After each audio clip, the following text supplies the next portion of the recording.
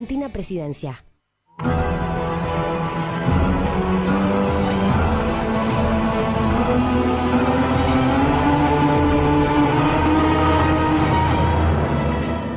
Aquí comienza GPS Audiovisual Radio.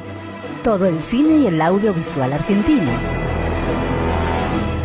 Un programa con mirada de género. Conducción, Julia Montesoro. Producción general, Norberto Chap.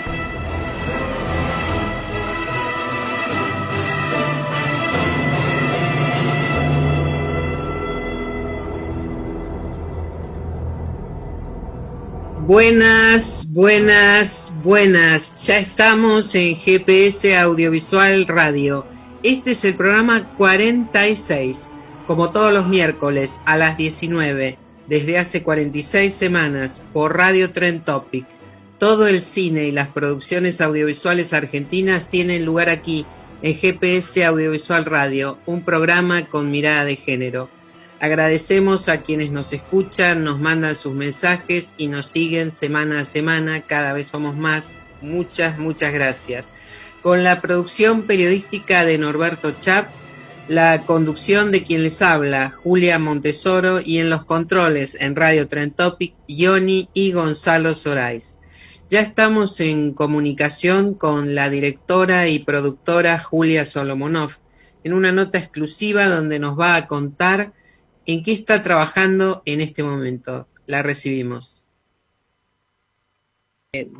Después de Nadie nos mira, tenés un proyecto para volver a la dirección. Sí. SED. En realidad estoy con más de un proyecto, sí. Ah, bueno. Vamos a hablar de SED. Hablemos de SED.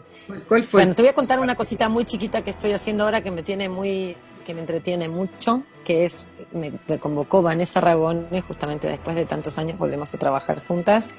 Estoy haciendo un corto, para una serie que está haciendo Vanessa que se llama Bitácoras Creativas, que son cortos de 10 minutos y es Albertina Carri, María Alché, Laura Citarella, Natalia Smirnoff y yo. Y que son cortos sobre la pandemia, y eso es lo que estoy haciendo. O sea, de acá me tengo que ir corriendo a editar porque los tengo que tener terminados en un par de semanas. Pero eso es volver a la dirección con algo íntimo y chico, pero creo que le encontré un ángulo que me gusta, que no es ni la distopia de la pandemia, ni la cosa demasiado autobiográfica, autorreferencial, que también a veces me cansa un poco de la cantidad de cortos que se han hecho sobre el ombligo del director en estos meses. Así que vamos a ver, decidí. En tu caso, sí, se me hace un poco agotador, demasiado. Y no quería, sí. En tu caso, ¿por dónde vas a ir? Mira, estuve pensando mucho. Primero empecé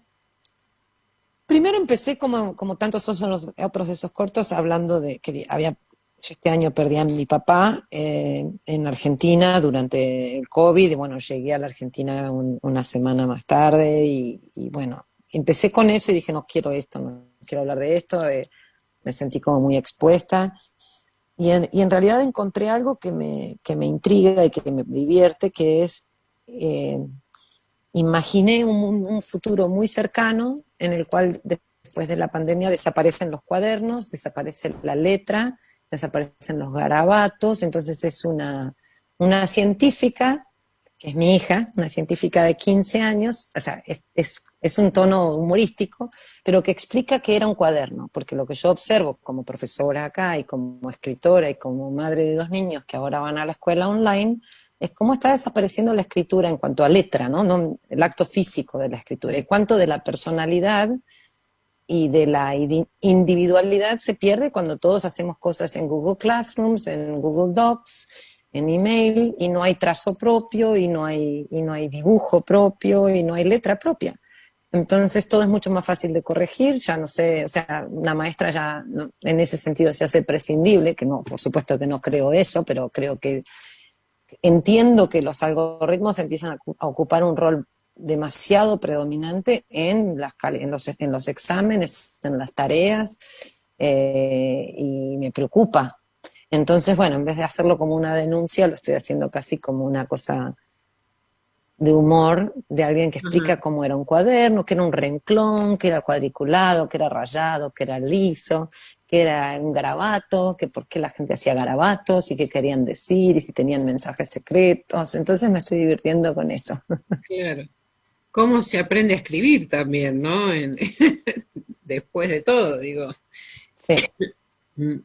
No, justamente, justo escuchaba una maestra que decía que para ella es muy difícil porque es una maestra en una zona bilingüe, español e inglés de acá, de Harlem, y decía que ella enseñaba siempre como con fonética, como mostraba la boca, y como ahora tienen los barbijos, los chicos de 5 o 6 años, o sea, uno aprendía la A, la O, mirándole la boca a la maestra.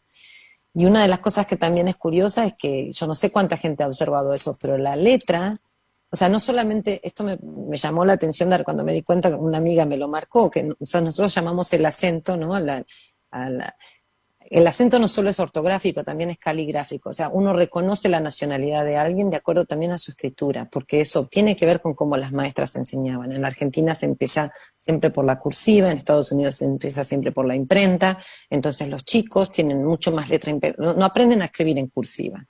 Y de hecho ya mis hijos tienen compañeros que ya no aprendieron a escribir en cursiva y que en segundo o tercer grado ya entregaban la tarea por computadora, o sea que no van a tener letra propia.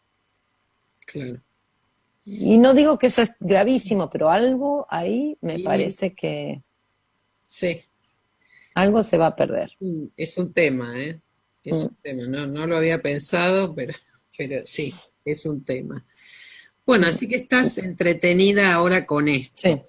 Y Ujú. mientras tanto con Sed, ¿qué ocurre? Sed. Bueno, Sed Es tu es, próxima, una, es mi próxima próxima película película. como directora, ¿no? Es una película, sí, es una película como que estoy desarrollando de una manera casi te diría muy diferente de todo lo que he hecho antes. Es mucho menos, no te voy a decir que las otras películas son autobiográficas, pero parten de mundos o de experiencias más personales. Este no es el caso de Sed. Sed es la historia de un camionero que es despedido en Ushuaia y que es despedido injustamente y que en una especie de arranque, bueno, se roba el camión, saca el GPS y empieza a tomar todas estas rutas alternativas. Es alguien que hacía mucho el tramo, no sé, Buenos Aires, Patagonia, por rutas más comerciales o no sé si decir autopistas porque no siempre son autopistas, Ujú. pero ahora empieza a tomar estos pequeños caminos y te diría que tiene como dos ejes. Uno es un redescubrimiento del país por la puerta de atrás, digamos, Claro. y el estado de la naturaleza, ¿no? Como la relación entre la naturaleza y el hombre. Voy a decir el hombre porque en realidad muchas de estas situaciones de extractivismo, la verdad, han empezado con una cultura de mucha explotación y dominación que realmente es masculina, Mm. digamos, más allá de que participen o no mujeres de eso. Y sí creo que es un momento clave para estudiar nuestra relación con el medio ambiente y con lo que alguna gente todavía llama recursos y esa mirada sobre la naturaleza como recurso, como algo para servirse, tiene consecuencias gravísimas, no solamente para los humanos, sino para todos, ¿no? Entonces, bueno, ese es un eje. Él empieza a tomar esos caminos, empieza a ver otro país de alguna manera, pero también es un hombre que está, y vamos a ir descubriendo de a poco, a la búsqueda de un hijo que perdió. Y hay un evento trágico que sucedió hace unos 10 años, no voy a contar todo, No, pero bueno, la película va a ser protagonizada por Rafa Ferro y por Toto Ferro. Toto es el hijo de Rafa, y vamos a aprovechar eso.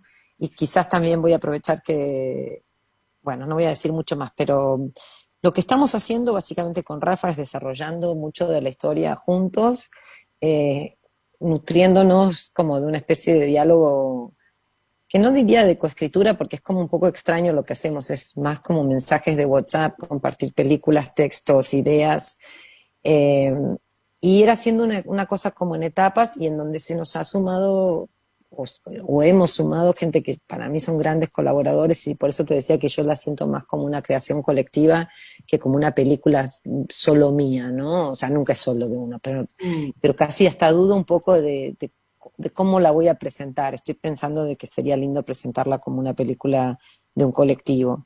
Y en ese colectivo está Lucio Bonelli, está Soledad Rodríguez, está Mariela Rípodas, que es una directora de arte con la quien realmente llevo ya varios años de una colaboración muy estrecha, y una productora nueva y con quien me estoy entendiendo muy bien, que se llama Laura Uberman, que es muy joven y que trabajó de una manera similar ya con Anaí Berneri y con Ana Katz y con Sí. y con Javier Van der Putten. Entonces, me interesa mucho como esa manera más flexible de trabajar y menos, si bien yo vengo de una escuela de mucho guión, de mucho escribir varias versiones y corregir y tratar de ganar el premio a esto y el laboratorio a aquello, medio como que ese camino no me funciona. Es casi como que estoy como mi camionero que necesito tomar ahora los caminos alternativos y llenos de tierra, y los más transitados y las autopistas me dan un poquito de fobia. Ajá. Y eso es lo que quiero que SED sea, que sea un poquito más un lugar de exploración, de Quizás, descubrimiento. quizás porque es una road movie, ese cambio en tu forma de concebir un guión, de armarlo. Sí, sí, seguramente. No sé si es porque necesitaba cambiar la manera que se me ocurrió en una road movie o porque se me ocurrió una road movie que tuve que cambiar la manera, pero claramente lo estoy pensando. Y también porque uno necesita a veces hacer las cosas de otra manera y ver qué pasa, ¿no? Ujú. Va a ser una coproducción. No lo sé. No lo sé, estoy empezando, esta sí la estoy empezando como te digo, por atrás, como entendiendo más qué necesito, más que ir a buscar los fondos y después hacer la película, es entender qué necesita la película y buscar los recursos, que a veces son fondos, a veces son ayudas, a veces son colaboraciones. No, hay algo que quizás, no sé cuánto de esto es relevante para tu público, pero hay algo que está pasando mucho en el cine, que es, sobre todo el cine que depende de fondos públicos, en donde más allá de la escritura o de la película, uno pone mucha energía y mucho tiempo en los materiales soporte y en por qué soy la directora que tiene que hacer esto y cuál es la... Y es como una defensa del material que a veces es muy importante porque te ayuda como a afinar la puntería, pero a veces también te pone muy al servicio de una agenda, de unas prioridades que no son necesariamente las tuyas ni las de la película, sino que son las del fondo al que te estás presentando. No sé si se entiende lo que digo. Sí, sí, Y eso claro. me parece una trampa muy, muy complicada para un director, y la veo todo el tiempo, porque aparte como profesora me toca firmar miles de cartas de recomendación, leer muchas propuestas, y hay mucho de especulación de qué busca el fondo. Entonces, si bien los fondos eran como un lugar de mayor libertad con respecto al mercado, se han convertido también en pequeñas trampas en donde el mercado quiere la garantía de que van a recuperar la plata, pero el fondo quiere la garantía de que uno se va a alinear con determinadas bajadas de línea, que a veces uno puede estar muy de acuerdo, pero no quiere decir que uno tiene que hacer una película para bajar la línea, ¿no? O sea, uno puede estar de acuerdo con ciertas políticas, pero no tiene por qué imponerle eso a la película. Es más, creo que eso muchas veces hiere a las películas, que películas que podrían ser más provocadoras, más ambiguas, más cuestionadoras, se vuelven un poquito como diría Hitchcock, como entregando mensajes, ¿no? Como carteros y no Claro, como películas, ¿no? claro, claro. Bueno, me parece que es un riesgo, no sé, vos me dirás, que también se está notando y mucho con el caso de las plataformas, ¿no? Enorme, enorme. En donde el formato se vuelve más importante que el contenido, o digamos que el formato se vuelve tan visible, es como es como cuando uno va a un barrio privado de esos y ve todas las casitas iguales, es eso, es decir, bueno, adentro vos le podés poner una alfombra roja o verde y un cuadrito, pero ya el formato te está condicionando un montón tu propia narrativa y tu propia voz, porque tenés que entrar en esta manera, tenés que entregar en los primeros 10 minutos toda esta información al público, y el público tiene que saber, y en realidad es hacer casitas cuadradas, ¿no? Y entonces eso, digo, me parece que hay que estar atento a eso, sí. Uh-huh. Es un tema para las mujeres directoras también, ¿no? El acceso al trabajo justamente atado a estas plataformas, ¿no? Porque exigen aquí GPS Audiovisual, muchas de ustedes nos comentan eso, de que, bueno, tienen tantas exigencias para estos gigantes del streaming que finalmente es como no llegar a ningún lado, ¿no? Sí. O terminar haciendo todos lo mismo, pero al mismo Yo tiempo siento que hay mucho de eso, sí. es la zanahoria que en este momento lleva a mucha gente, sobre todo en este contexto de crisis y de parate en la industria audiovisual, ¿no? Sí, absolutamente. Bueno, ¿y cuándo sería, si esto es posible en este contexto, digo, cuándo Bueno, estoy esperando. La verdad es que yo creo que sí, en este año, o sea, con la medida en que se pueda, yo estoy yendo a Argentina dentro de 3 semanas. Voy a pasar por lo menos un par de meses allá porque tengo la ventaja de que puedo dar clases desde allá, o sea, puedo dar clases acá, pero desde allá mis hijos pueden estar allá y tomar sus clases acá, y eso de alguna manera quiero verlo como una oportunidad. Digo, bueno, ya que nada funciona como uno creía, que por lo menos aprovechar para estar, no sé, cerca de mi madre, para escaparle al invierno de acá, que es bastante atroz, para que los chicos, no sé, aprendan a andar a caballo, no sé qué vamos a hacer, pero que hagan otras cosas, que mejoren su español, que vivan en otro tiempo, en otro lugar. Entonces, la verdad es que ese es un poco lo que quiero hacer, y mientras esté en Argentina, seguramente algunas pruebas voy a hacer, vamos a quizás filmar algunas pruebas, trabajar con Rafa, o sea, para mí la película ya se está haciendo, no de la manera oficial de cuando empieza el rodaje, sino ya se está haciendo porque la colaboración ya empezó y estamos encontrando el lenguaje y estamos puliendo y buscando los lugares, y sí, la película es como que ya está de alguna manera en gestación, ¿no? ¿Y Vanessa Ragones va a tener que ver también en la producción de esta No, película? Vanessa, eso que te decía, este tipo de rodaje es muy poco industrial, entonces de alguna manera para Vanessa es más difícil hacer esta película que hacer una película más grande, ¿no? Así que con Vanessa somos muy amigas, me ayuda de otras maneras, vamos a hacer este corto, pero me parece que esta película para ella es más problemática que otra cosa. Sí. Bueno, No, y son cosas que uno también entiende, como decir, claro, y eso le genera, o sea, también la gente espera ciertas cosas cuando Vanessa está como productora, que no sé si eso le ayuda a Vanessa o le ayuda a la película, ¿no? Bueno. Bueno, Julia Solomonov, un placer enorme esta Gracias, Julia Montesoro Tocaya. Te agradezco muchísimo y bueno, estaremos entonces cuando estés en Buenos Aires, seguramente volveremos a charlar. Dale, un abrazo, gracias por invitarme. Un beso muy grande, Julia. Un beso. Gracias. Chao.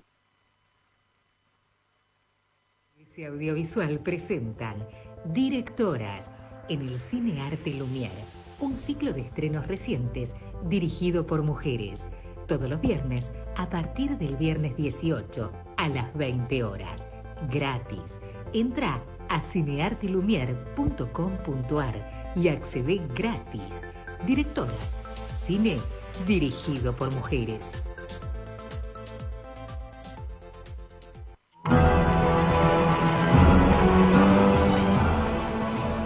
Comienza entonces Directoras 2, el segundo ciclo programado por la Comisión de Género de DAC, Directores Argentinos Cinematográficos, en colaboración con Cinearte Lumière y la multiplataforma cultural GPS Audiovisual. Esto va a ser el viernes 20 de noviembre, con estrenos recientes de películas argentinas dirigidas por mujeres con importante participación en festivales internacionales.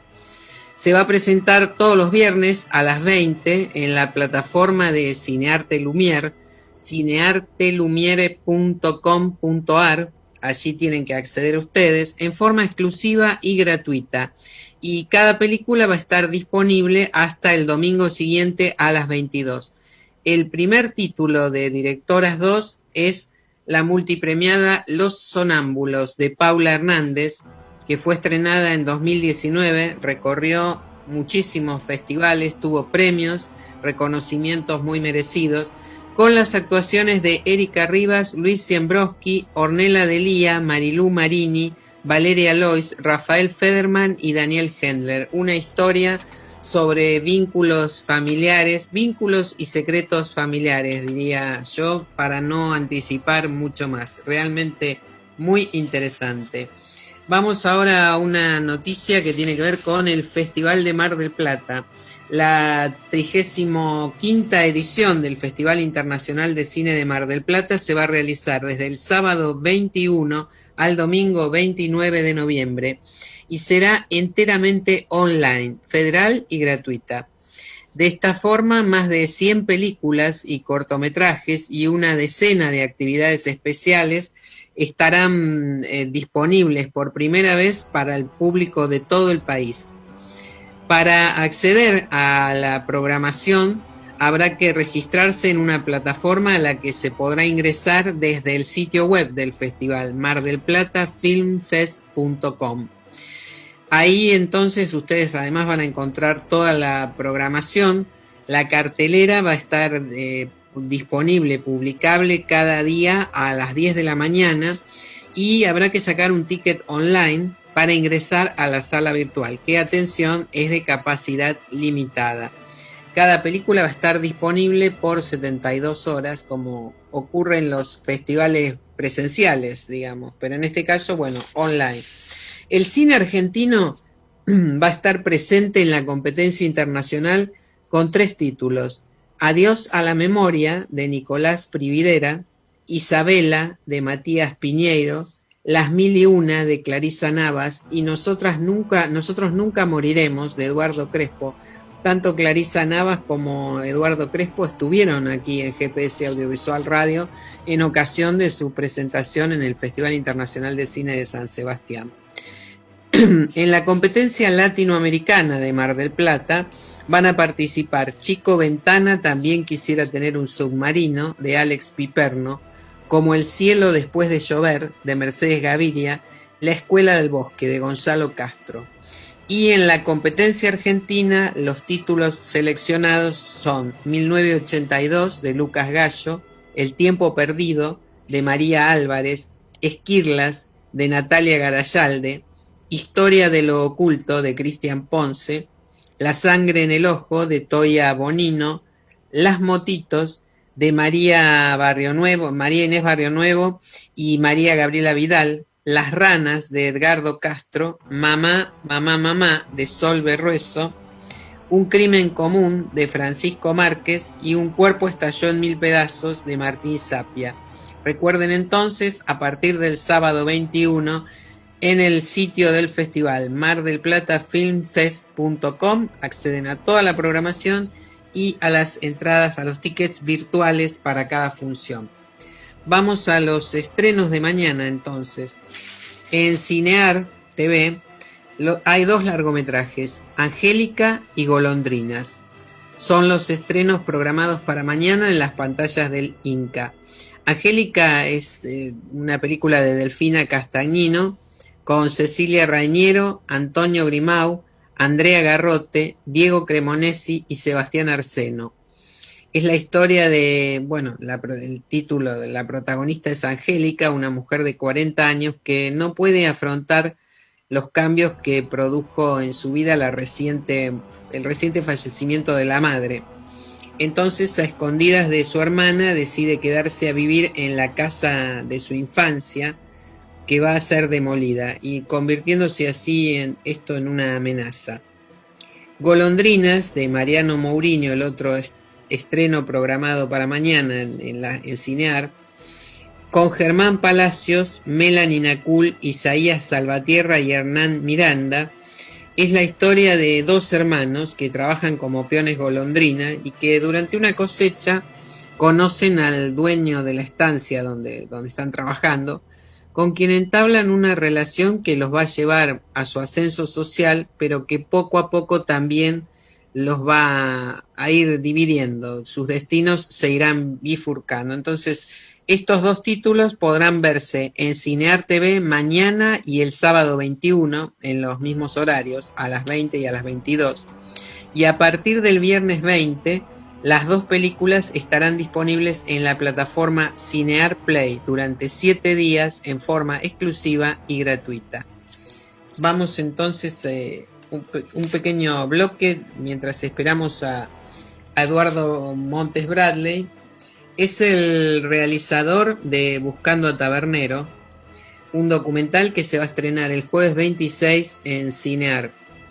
Esta película indaga en las luces y en las sombras de Pablo Tabernero, un notable director de fotografía del cine argentino, en los periplos y renacimientos de este señor, todo un personaje, y en los antecedentes formativos de quien al final se convertiría en el maestro de toda una generación de iluminadores del cine argentino. Entre ellos, por ejemplo, Félix Monti, Ricardo Aronovich, entre tantos otros profesionales muy destacados del cine argentino, ¿no? Entonces, bueno, estamos ahora con Eduardo Montes Bradley, que está en los Estados Unidos hoy, y bueno, para que nos cuente entonces qué es esto de Buscando a Tabernero. Hola Eduardo, ¿cómo estás? Bienvenido. Tenés que desmutearte, está muteado tu micrófono, Eduardo. Ahora ahí, sí. Ahí perfecto. Ahí Muchas perfecto. gracias. Muchas gracias. Bueno, bienvenido. ¿Cómo llegaste Gracias. a Tabernero, Eduardo? Por una coincidencia que fue que el hijo mayor de Tabernero vive en el mismo pueblo que vivo yo en Estados Unidos, que es un pueblo muy pequeño. Uh-huh. Y donde había solo 4 argentinos que eventualmente, ocasionalmente nos juntábamos a comer en la universidad. Y de a poco algunos fueron muriendo y fuimos quedando básicamente dos o tres. Uno de ellos era Henry, cuyo apellido era Weinstein, que él siempre hablaba de su padre que había sido director de fotografía en la Argentina. Uh-huh. Y un poco como en la mesa del café de aquel programa cómico de la televisión, cuando él decía que el padre era famoso y había hecho fotografía, todos nos levantamos de la mesa y decíamos otra vez con el padre. nadie le creía. Y en cierto momento yo creo que le pregunté algo y él me dijo, no, pero mi papá se llamaba Tabernero. Y yo creo que sentí un escalofrío en todo el cuerpo, porque le digo, ¿cómo Tabernero es tu padre? Si vos te llamas Weinstein. Me dice, sí, pero mi papá se cambió el nombre.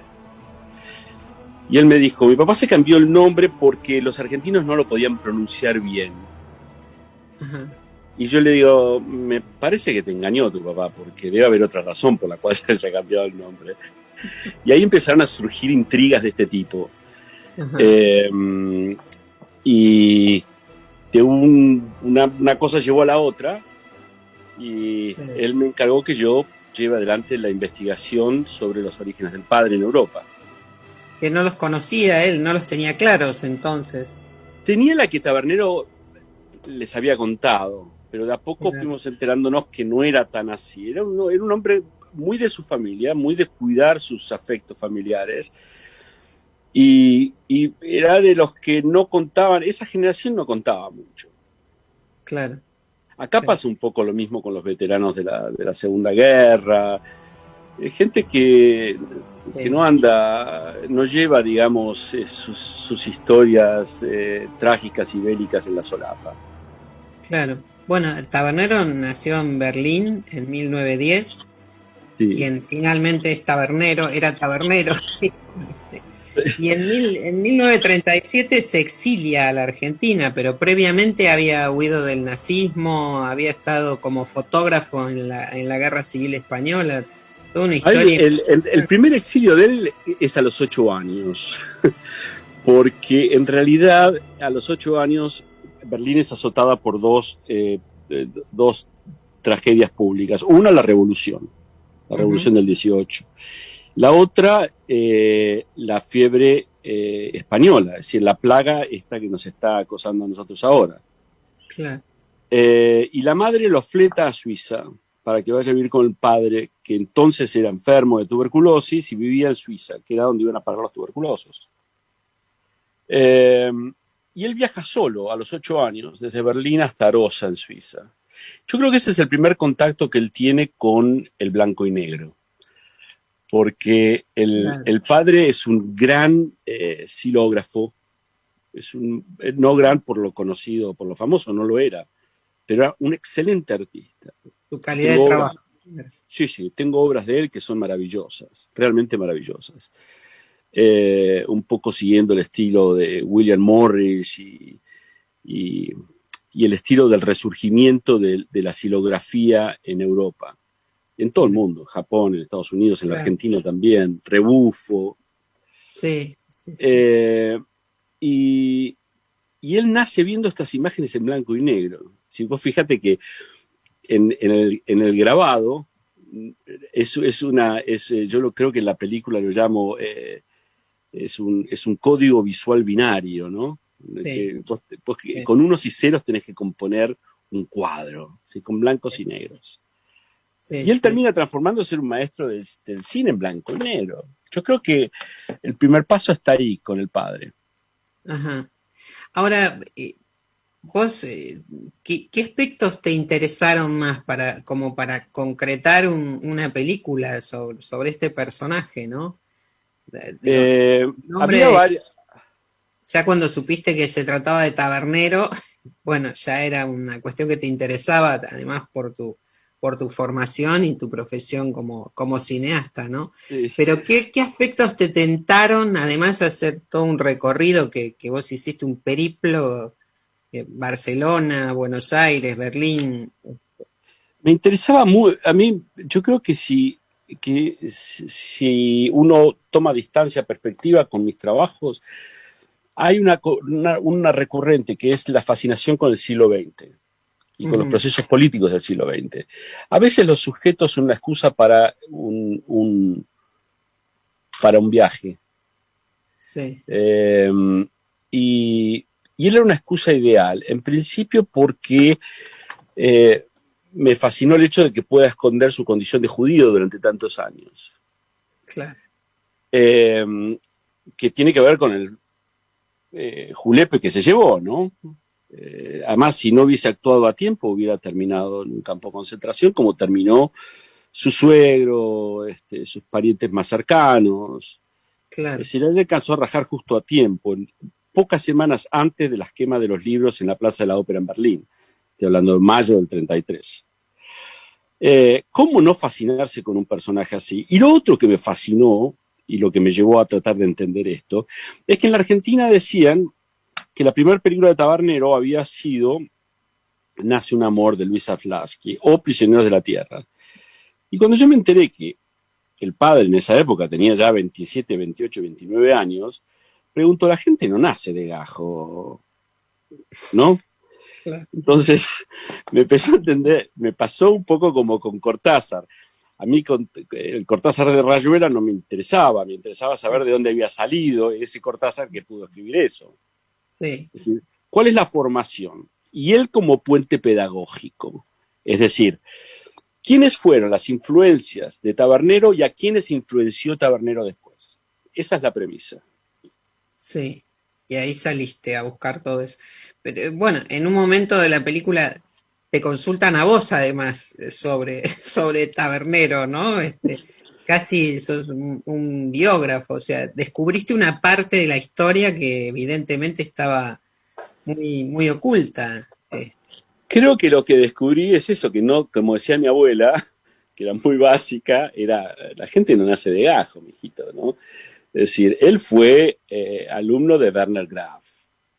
Eso es fundamental. Werner Graf es el fotógrafo moderno por excelencia, es precursor de la cinematografía moderna a partir del Bauhaus. Y Tabernero se forma con Werner Graf como ayudante de cátedra en una de las escuelas más importantes, que una de las escuelas más importantes en Berlín, y que era el Reimann School, que fue más importante que el Bauhaus, incluso en popularidad. El año que él enseñaba en el 31, en el Reimann School, Tabernero tenía 700 alumnos. y el Bauhaus no pasaba de los 300. Él se forja con gente muy importante y en estudios muy importantes. Y después él viene a formar una nueva generación. Django Monti, Ricardo Aronovich, Juan Carlos de Sansos, y todos estos tipos vienen de ahí.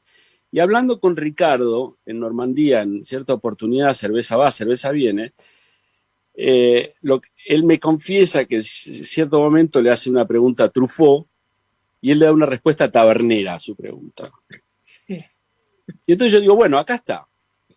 Werner Graf, tabernero, Aronovich, Truffaut. Es decir, la enseñanza no termina nunca.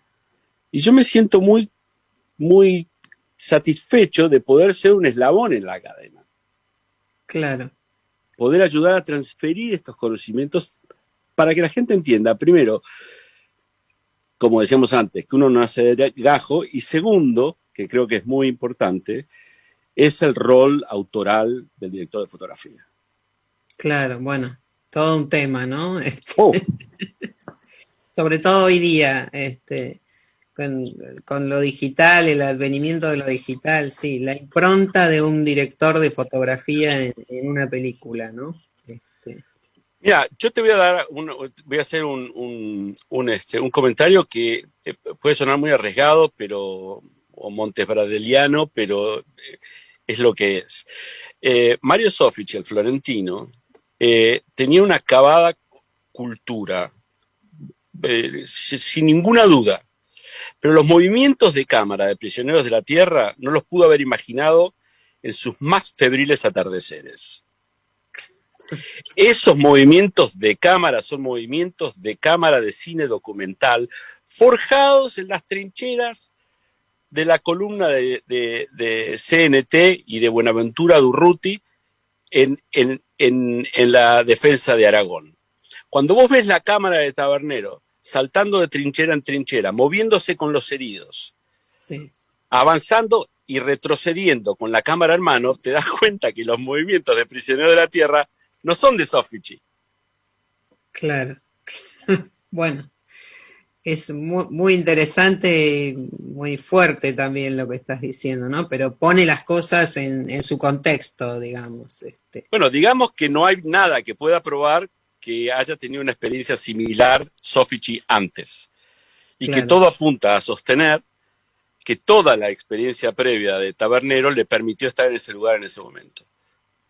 Ahora, al mismo tiempo, Buscando a Tabernero tiene todos estos elementos que vos estás comentando, pero es también una aventura, si se quiere, es una película de aventuras en algún sentido, ¿no? Sí. Porque el personaje, todo lo que transitó este personaje y lo que vos mismo fuiste transitando, porque hay un hallazgo de documental también, de información muy importante, fotografías, esos rastros, ¿cómo fuiste llegando a todo eso? Es una tarea ardua, ¿no? Siempre es una tarea muy ardua. El alemán era de una alemanidad previsible. Guardaba todo. En el momento en que se raja, en mayo del 33 de Berlín, pasa por la tintorería a buscar un saco para el viaje. Yo tengo el recibo de la tintorería y del marco 50, del marco 25 que pagó por ese. Guardaba todo. Y de sus hijos hay uno que es el más parecido en lo que respecta a esa neurosis en particular, que es el que tiene todo lo que tenía el padre. Entonces, bueno, hubo que acercarse y ir viendo de a poco, por ejemplo, los contratos de trabajo. Y ahí es donde nos dimos cuenta que había trabajado en todo el cine de la Segunda República, el cine comercial de la Segunda República Española. Uh-huh. Y él no figura en los créditos, pero está el contrato y están las fotos que él guardó de su actuación en el set. O sea que hicimos muy feliz a varias personas. Una de ellas es a la Cinemateca Alemana, que pudo recuperar fotos de la escuela del Instituto Lete, donde estudió en Berlín, de las que no quedan rastros en Alemania por los bombardeos aliados. Uh-huh. pudieron recuperar la Filmoteca de Española de Madrid y la Filmoteca de Cataluña documentos que no existen por la Guerra Civil Española. Y de la Argentina tenemos documentos que en algún momento sería bueno encontrarles algún destinatario, como por ejemplo el acta de fundación de la primera Asociación de Directores de Fotografía firmada por Tabernero a pedido de Vaperón. Mira. Bueno, ya tendrás que hablar con el Chango Monti por lo pronto. ¿No? O con Paola Rizzi, que bueno, preside en este momento ADF y seguramente lo van a recibir con los brazos abiertos. Yo creo que sí. Ahora, ¿qué quedó pendiente? ¿Qué te quedó pendiente o por mostrar? ¿Te quedó algo? Sí, o no? Claro, pero no a mí. La película termina básicamente con el desembarco de él en Buenos Aires, porque lo que yo quería saber es quién era Tabernero antes de ser Tabernero. Sí. Yo confío en que haya directores de fotografía que quieran hacer su primera película como directores de cine y que quieran encarar un estudio antropomórfico de Tabernero en el cine argentino de la década de los 40. Creo que eso queda pendiente, hay que hacerlo. Yo no lo voy a hacer porque creo haber hecho lo que yo me había propuesto. Pero quien quiera hacerla tiene toda mi documentación al alcance de sus manos. Adelante, creo que vale la pena hacerlo. Uh-huh. Bueno, hay que echar el deseo al viento, ¿no? Dice por ahí también algún refrán. ¿Y qué descubriste vos después ya con Buscando a Tabernero terminado el documental? ¿Qué descubriste vos que no, ya con el documental terminado, digo, aparte de toda la investigación que hiciste, digo, ¿quién es Tabernero dicho por su biógrafo, no? Ya te convertiste en su biógrafo. Yo creo que yo me beneficié en muchos aspectos, menos en el económico, porque como estalló la crisis y el dólar se fue de 30 a 200, seguiré pagando cuotas de las tarjetas de crédito por años a venir. Creo que lo que entendí es que él hizo lo que tenía que hacer para sobrevivir. Y para cuidar a su familia. Él fue un huérfano, de alguna manera, perdió a su padre muy, muy temprano, y a su madre también, hizo un gran esfuerzo por armar una familia. El primer gran esfuerzo lo hizo la noche del estreno de Prisioneros de la Tierra, porque 9 meses después nace su primer hijo, o sea que debe haber sido un estreno bastante divertido, y de esa hazaña nace Henry Weinstein, que es amigo mío, y con quien tengo una entrañable amistad. Meterse en la carne de otro es muy bueno. Y a vos te encanta, Eduardo Montes Bradley. Bueno, te agradezco muchísimo esta charla, contarnos sobre Buscando a Tabernero, que va a estar disponible entonces a partir del próximo jueves en Cinear, y bueno, volveremos a comunicarnos y a charlar sobre esto. Eduardo, te mando un abrazo muy grande, Muchas gracias a vos y gracias por todo lo que haces por el cine. No, por favor, un beso muy grande. Hasta luego. Bueno, estamos ahora con Películas Nobles, es otra iniciativa que está vinculada con el cine argentino. Es una plataforma exclusivamente diseñada para difundir cine argentino. Gema Suárez Allen, que es una de sus creadoras, junto con Diego Dukovsky, está ahora con nosotros porque, bueno, queremos que nos cuente más sobre esta plataforma, sobre que lanzó títulos, bueno, recientes, muy atractivos. Así que, Gema, ¿cómo estás? Te invitamos entonces, te recibimos y te invitamos a que nos cuentes qué es entonces, cuál fue el origen de Películas Nobles. ¿Qué tal, Julia? Buenas noches y buenas noches a todos los que están escuchando. Bueno, sí, Películas Nobles fue uno de los últimos proyectos que desarrollamos con Diego Dukovsky. Un poco surgió a raíz realmente de lo que sentíamos, bueno, entre nosotros mismos y entre nuestros colegas cercanos, así en ámbitos de discusión y todo, de la falta de espacios donde comercializar nuestras películas, ¿no? Como un poco cada uno haciéndolo de manera independiente y un poco también lo que sentíamos era que se multiplicaban los esfuerzos, digo, cada productor tal vez se contrataba un Vimeo on Demand o otro sistema donde se pueden monetarizar las películas. Y bueno, y poco a poco surgió de conversaciones con Diego, con Bárbara Francisco y con otras productoras bueno, un poco empezarlo a crear, como unificarlo para nosotros, y después decidimos abrirlo como a más colegas, a más productores, a gente querida que también tiene títulos que quizás, a pesar de haber tenido un recorrido importante en festivales o haberle ido muy bien en taquilla, quizás como la falta de un contrato actual con una plataforma, o también ahora se ha sumado la dificultad de las ventanas de programación con la virtual desaparición de la ventana de cines, ¿no? Ujú. Bueno, y un poco eso, tratamos de evaluar cuál era la mejor plataforma sobre la que correr, porque nosotros corremos sobre la plataforma de Vimeo. Tenemos una interfaz, nuestro sitio de películas nobles, pero las películas están albergadas en Vimeo, que si no hubiera sido realmente un proyecto como mucho más caro, mucho más difícil para hacer de manera independiente, pero bueno, la verdad que desde que lanzamos un poco tímidamente, pero se está moviendo muy bien, la gente está respondiendo muy bien, nos están llegando muchas películas también. Mira, se va armando la cadena. Ahora, la curaduría de dos productores con la experiencia y exitosos como son vos y Diego Dukovsky, ¿no? Es esencial justamente para la calidad de los contenidos que se programan, ¿no? De los que se disponen. En el caso de películas nobles, ¿cuál es el criterio de selección? ¿Qué tipo de cine buscan ustedes en particular?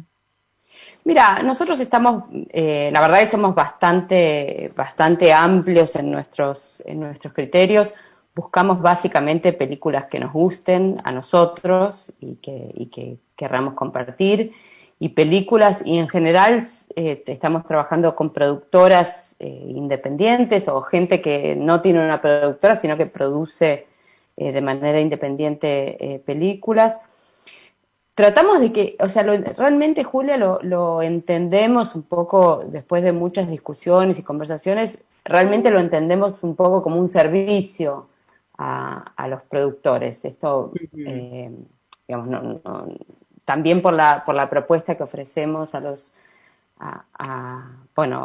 productores, no deja como un amplio margen comercial. Entonces la idea es realmente que sea un espacio donde la gente pueda contar para exhibir sus películas. Y la curaduría todavía, por suerte, digamos, seguimos nosotros buscando propuestas que nos interesan, pero realmente Argentina tiene una calidad de cine y un estándar que, bueno, yo he visto en estas últimas semanas mucho cine que no conocía también, no todas son películas que conocía. Y siempre uno se sorprende con la diversidad, la variedad y la calidad de las propuestas, ¿no? Creo que es un fenómeno un poco, no sé, como a nivel mundial me parece que es un poco único. Es un cine muy diverso, exactamente. Muy diverso, sí. ¿Y cuál es el plan de desarrollo de películas nobles? Digo, por ejemplo, ¿cuáles son las novedades que tienen previstas en esta selección para diciembre? Porque ya estarán pensando hacia adelante, ¿no? Ya estamos en la carga y todo. Mira, nosotros salimos con una colección pequeña de 75 películas, un poco también para ir viendo cómo funcionaba. Tenemos ya cargando cerca de 40 películas más. Un poco también ahora nos están empezando a llegar propuestas a raíz de la difusión de otros productores, de otros colegas. Ahora para diciembre salimos primero con unas 10 películas. Vamos a lanzar Esto no es un golpe, de Sergio Wolf, Entrenamiento elemental para actores, de Martín Rechman y Federico León, El auge de lo humano, de T.D. Williams, 2 películas de Eduardo Crespo, que es un director que a nosotros nos gusta mucho, que son Crespo y Tan cerca como pueda, y salimos también con las 2 UPA 1 y UPA 2. Ajá, bueno, el revival de UPA, claro. Sí, sí, esperando ahora el rodaje de UPA 3. Sí. Pero bueno, la idea es ir agrandando y fortaleciendo nuestro catálogo, un poco de alguna manera que se haga conocer. Apuntamos a que se haga conocer afuera. Estamos invirtiendo en prensa, estamos trabajando mucho en prensa y algo en publicidad de redes.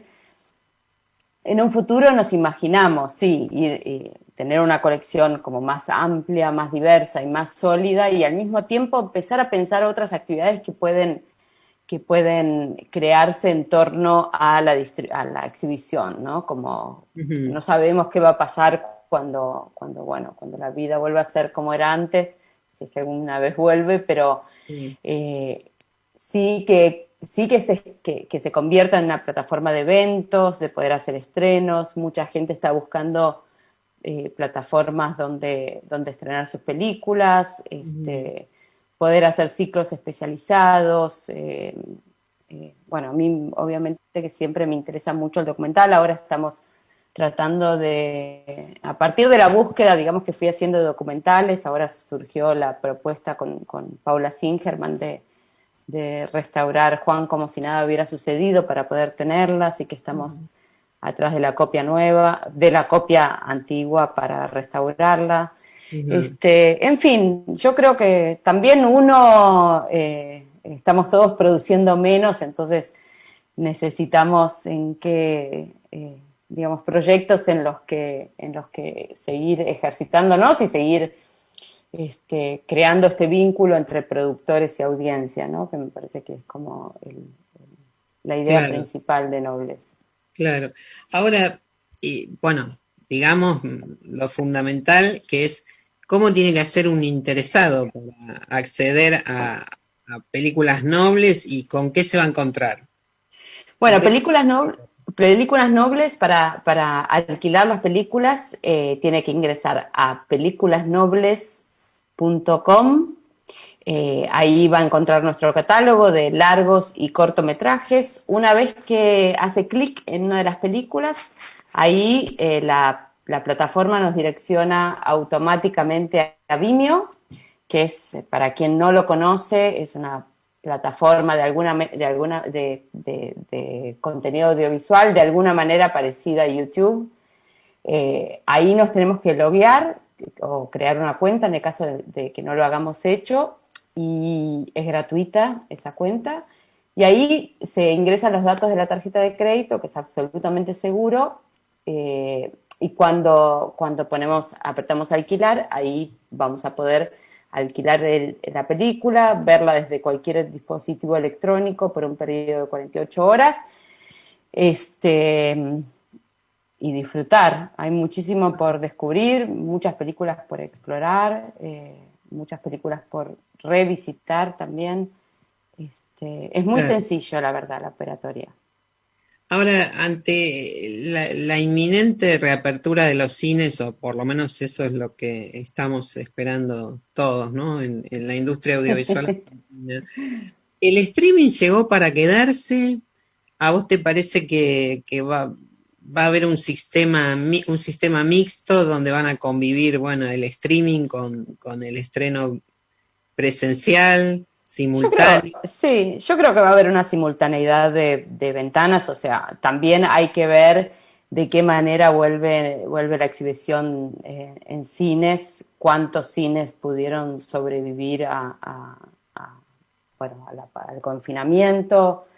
Y también yo imagino realmente que bueno, evidentemente las salas del Inca van a seguir, pero creo que lamentablemente la mayoría de las salas de cine van a estar dedicadas tal vez a propuestas como un poco más comerciales, y yo creo que el streaming sí quedó para quedarse en este tipo de propuestas más autorales, más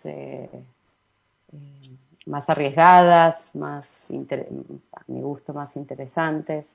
Sí. Y el cine sí me lo imagino como un lugar donde vamos a ver las grandes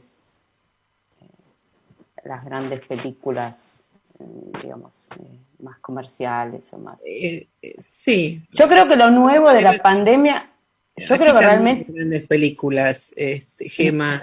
No digo grandes películas comerciales, sí, por claro, supuesto. El cine más pochoclero, ¿no? Como Sí. tradicional. Yo creo que lo que sí fue una novedad de estos últimos meses fue que la gente empezó a ver mucho más cine de autor, plataformas como Movie, como Movies también crecieron muchísimo, crecieron en la forma de proponer sus contenidos.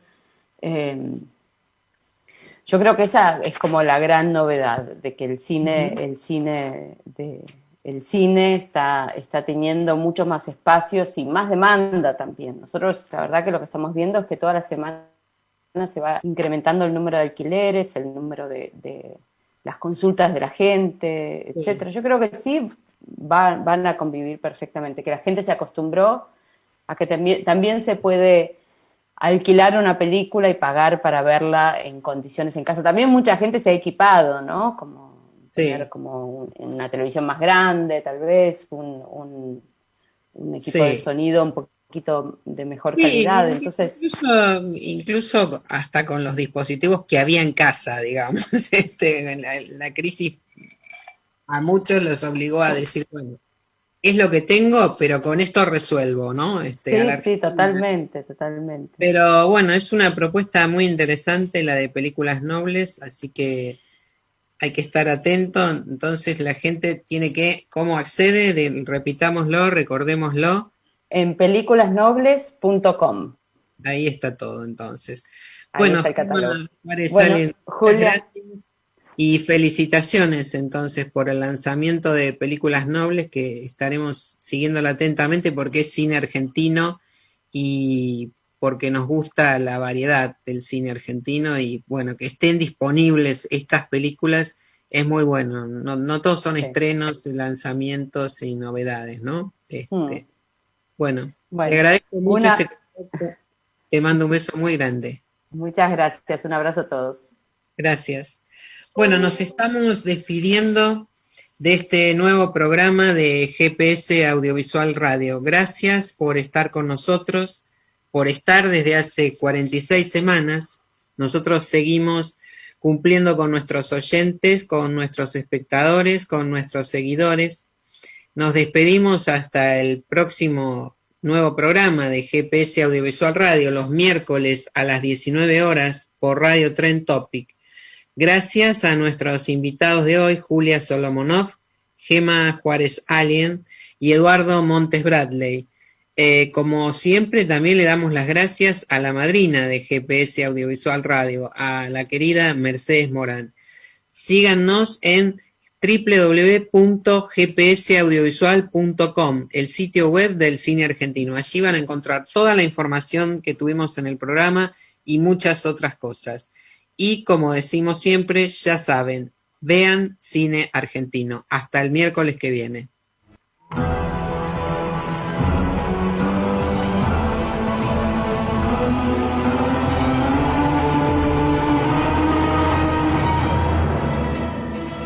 Esto fue GPS Audiovisual Radio.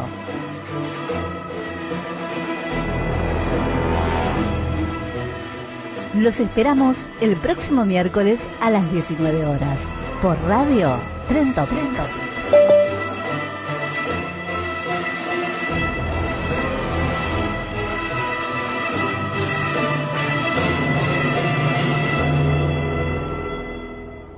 Para para prevenir el coronavirus.